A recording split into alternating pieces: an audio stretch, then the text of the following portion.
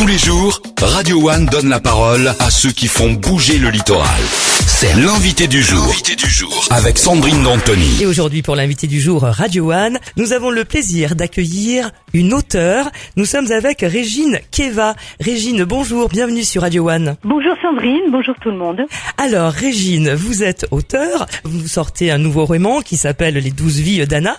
Avant de parler du roman, Régine Keva, vous êtes qui? Alors moi je suis une passionnée de la vie, je suis une passionnée de beaucoup de choses et je suis une passionnée d'astrologie. Voilà pourquoi je viens d'écrire Les 12 vies d'Anna. Vous écrivez depuis près de 20 ans, hein, c'est ça? C'est ça, j'écris sur des sujets divers. J'ai beaucoup écrit sur les produits naturels, sur les algues entre autres, et puis la science, plein de petites choses différentes. Et donc, vous sortez, le livre est sorti le 11 juin. Régine Keva signe Les 12 vies d'Anna, livre que vous allez pouvoir dévorer tout au long de l'été puisque Radio One vous l'offre. Vous nous racontez un tout petit peu, sans tout nous dévoiler bien évidemment. Les 12 vies d'Anna, c'est l'histoire de qui? C'est l'histoire de quoi? Alors les 12 vies d'Anna, c'est l'histoire d'une femme qui cherche à être heureuse. Elle a 33 ans, elle a un vécu, elle a un passé comme tout le monde et elle voit qu'il y a quelque chose qui fait qu'elle n'est pas complètement à l'aise avec elle-même, pas complètement à l'aise avec ses amis.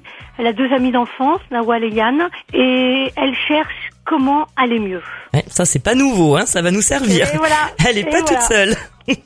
Non, c'est l'histoire de tout le monde en fait, c'est notre histoire. C'est l'histoire des gens qui cherchent à vivre bien avec eux-mêmes et vivre bien avec les autres.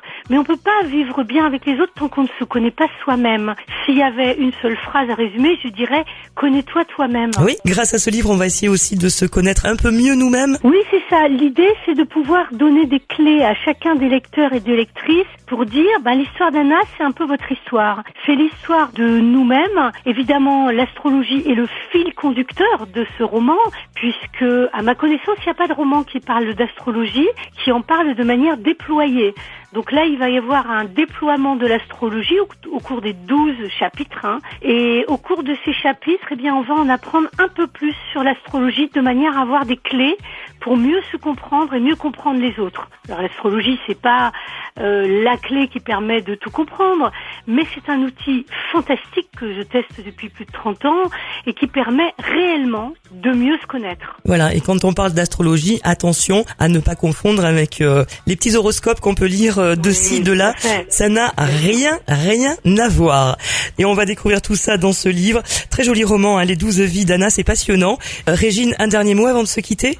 Je souhaite à tout le monde d'avoir un bel été intérieur parce que c'est la vie intérieure qui est la plus importante. On est bien d'accord.